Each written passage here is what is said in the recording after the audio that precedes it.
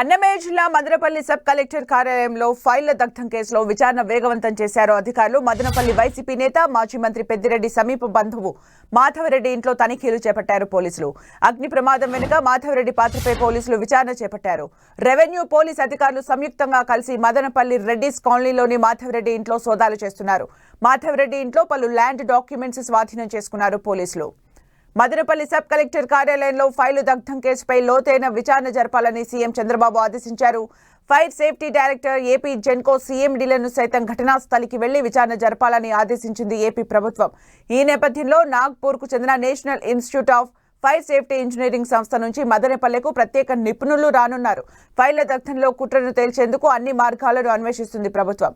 చిన్న ఆధారం దొరికినా వదలకుండా పట్టుకోవాలనే ప్రయత్నాలు కొనసాగుతున్నాయి. జిల్లాల విభజన తర్వాత పుంగనూరు భూముల దస్త్రాలు చిత్తూరు కలెక్టరేట్లో కాకుండా మదనపల్లి సబ్ కలెక్టర్ ఆఫీసులోనే ఎందుకు ఉంచారన్న కోణంలోనూ దర్యాప్తు కొనసాగుతోంది.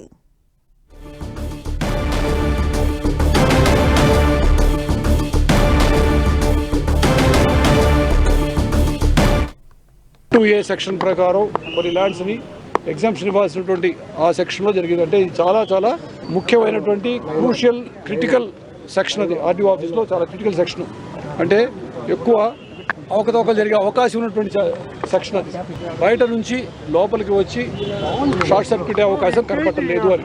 అంటే పక్కనే సబ్స్టేషన్ ఉంది కాబట్టి వోల్టేజ్ ఫ్లక్చుయేషన్స్ ఉండవు. అదేవిధంగా కొద్ది రోజులుగా ఫ్లక్చుయేషన్ లేదని. ఇక దీనిపై మరింత సమాచారం మా ప్రతినిధి మురళి అందిస్తారు. మురళి, సుమిత్ర, మీరు అన్నట్లుగా అంటే ఇది ఘటన ప్రమాదం కాదు, తప్పనిసరిగా ఉద్దేశపూర్వకంగా ఎవరో ఆ లోపల ఫైళ్లను దగ్ధం చేశారని ప్రభుత్వం కూడా దాదాపుగా అభిప్రాయానికి వచ్చింది. నిన్న స్వయంగా డీజీపీ మాటల తర్వాత అదే కోణంలోనే ప్రస్తుతం విచారణ కొనసాగుతోంది. ఘటన జరిగిన ఆ తర్వాత ఒక 2-3 గంటల నుంచి ఈ విచారణ ముమ్మరంగా కొనసాగుతోంది. అన్ని శాఖలు పూర్తి స్థాయిలో అప్రమత్తమయ్యాయి. ఇవాళ రెవెన్యూ పోలీసులు పూర్తి స్థాయిలో రంగంలో దిగారు. ప్రధానంగా మదనపల్లిలో మాజీ మంత్రి పెద్దిరెడ్డికి చెందిన అతి సమీప బంధువు మాధవరెడ్డి ఇంట్లో ఈ మధ్యాహ్నం నుంచి పోలీసులు తనిఖీలు కొనసాగిస్తున్నారు. అంటే ఏదైతే ఈ దగ్ధం కేసు ఉందో ఇందులో మాధవరెడ్డి పాత్ర ఉందేమోనన్న కోణంలోనే మదనపల్లి పోలీసులు ఈ వ్యవహారంపై ఇంట్లో విచారణ జరుపుతున్నారు. ఇందుకు సంబంధించి చాలా డాక్యుమెంట్స్ వాళ్ళ పెద్దిరెడ్డి అయితే మాజీ మంత్రి పెద్దిరెడ్డి కుటుంబీలకు సంబంధించిన కొన్ని ల్యాండ్ డాక్యుమెంట్స్ అంతా కూడా పోలీసులు మాధవరెడ్డి ఇంట్లో స్వాధీనం చేసుకున్నారు. ఆ డాక్యుమెంట్స్ గురించి విచారణ కూడా ముమ్మరంగా చేస్తున్నారు. పోలీసులతో పాటు రెవెన్యూ అధికారులు కూడా ఈ తనిఖీల్లో పాల్గొంటున్న వారంతా కలిసి పూర్తి స్థాయిలో విచారిస్తారు. మరోవైపు ఘటనా స్థలంలో ఎక్స్పర్ట్స్ తనిఖీలు ఇంకా కూడా కొనసాగుతుంది. నిన్నటి నుంచి కూడా ఫోరెన్సిక్ టీం పూర్తిగా ఇక్కడే రంగంలో ఉంది. ఇక నాగ్పూర్ నుంచి నేషనల్ ఫైర్ సేఫ్టీ సంబంధించిన అత్యున్నత సంస్థ నుంచి నిపుణులు మదనపల్లికి రాబోతున్నట్టుగా తెలుస్తోంది.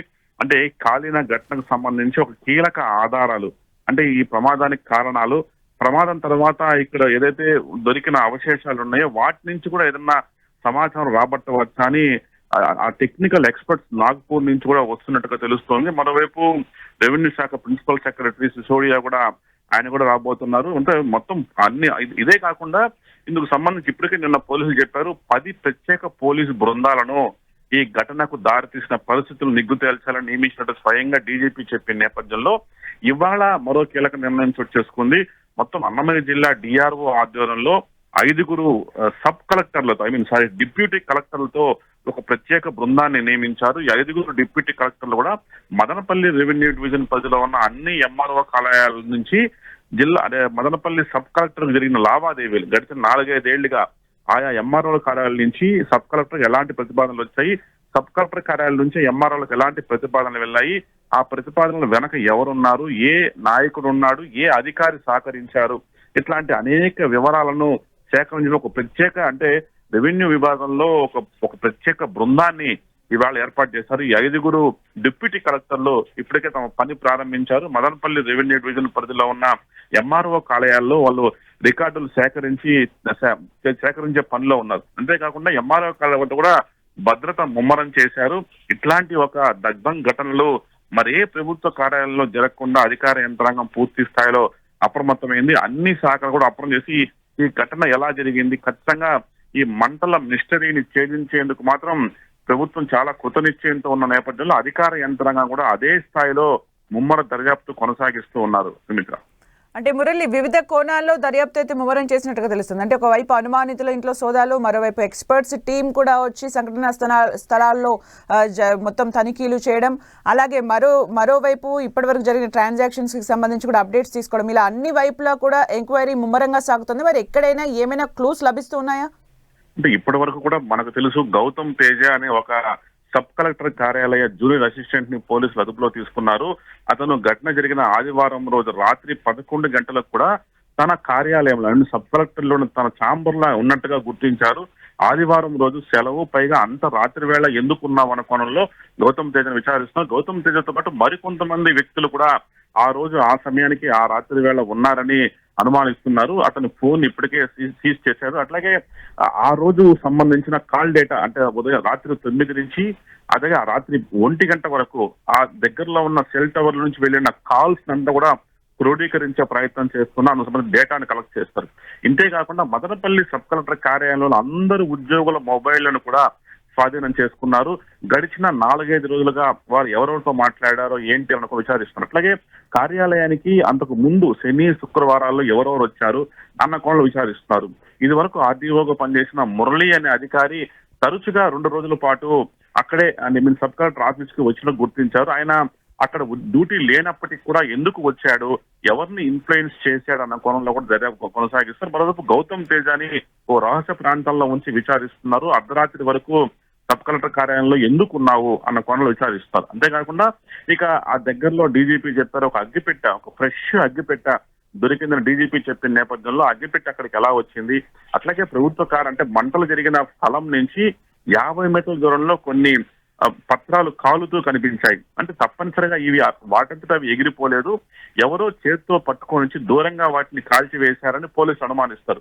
డీజీపీ కూడా అదే కోణంలో చెప్పిన నేపథ్యంలో ఆ పత్రాలు అంత దూరంగా వెళ్లి ఎందుకు మండుకున్నాయి అన్న కోణంలో కూడా దర్యాప్తు ముమ్మరం కొనసాగి ఒకవైపు టెక్నికల్ టీమ్స్, మరోవైపు ఎవిడెన్స్ టీమ్, మరోవైపు ఫోరెన్సిక్ బృందము, మరోవైపు అనుమానితులను విచారించాలంటే మనం ఏదో చెప్పినట్టుగా ఎవరి ప్రయత్నాల్లో వారి కోణంలో వాళ్ళు దర్యాప్తు కొనసాగిస్తూ, మరోవైపు ఏకంగా ఇప్పటికే ఎస్పీడీసీఎల్ సిఎండి ఏకంగా ఆయనే వచ్చి నిన్న సంతోషంగా విచారించారు. ఇక అంతేకాకుండా జెన్కో సిఎండిని కూడా ఘటనా స్థలానికి వెళ్ళమని, అట్లాగే ఫైర్ సేఫ్టీ డైరెక్టర్లను కూడా ఘటనా స్థలానికి వెళ్ళమని చెప్పి ముఖ్యమంత్రి కార్యాలయం నుంచి ఆదేశాలు అన్నాయి. వారంతా కూడా రంగంలోకి తిరిగి ఘటనను పరిశీలించి ఒక కీలకమైన అంశాలు వారి ద్వారా కూడా సేకరించాలని ప్రభుత్వం భావిస్తోంది.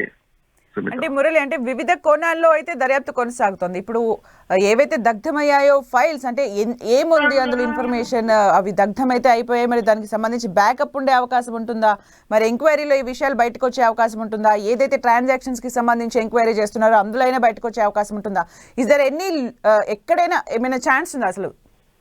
తప్పనిసరిగా మీరన్న కోణంలో కూడా విచారణ కొనసాగుతుంది. ఎందుకంటే ఈవేళ డాక్యుమెంట్స్ అయితే దగ్ధమయ్యాయి, కానీ అందుకు సంబంధించిన ఏదైతే డిజిటలైజేషన్ ప్రక్రియ కొంతవరకు జరిగాయి. అంటే ఆ పత్రాలను ఆల్రెడీ స్కాన్ చేసి కంప్యూటర్లలో నిక్షిప్తం చేసి ఉంటారు.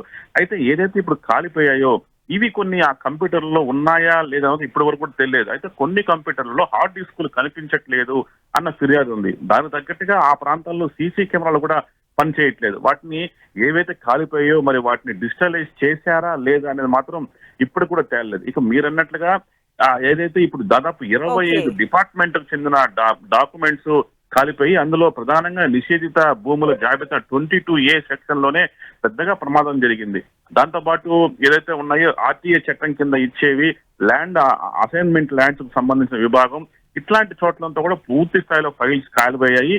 కేవలం సబ్ కలెక్టర్ కార్యాలయంలో ఛాంబరు మిగతా ప్రాంతం మాత్రం సురక్షితంగా ఉంది. ఇదంతా ఉద్దేశపూర్వకంగా జరిగిందన్న కోణంలోనే ప్రస్తుతం విచారణ కొనసాగుతోంది. Sumitra, thank you Murali.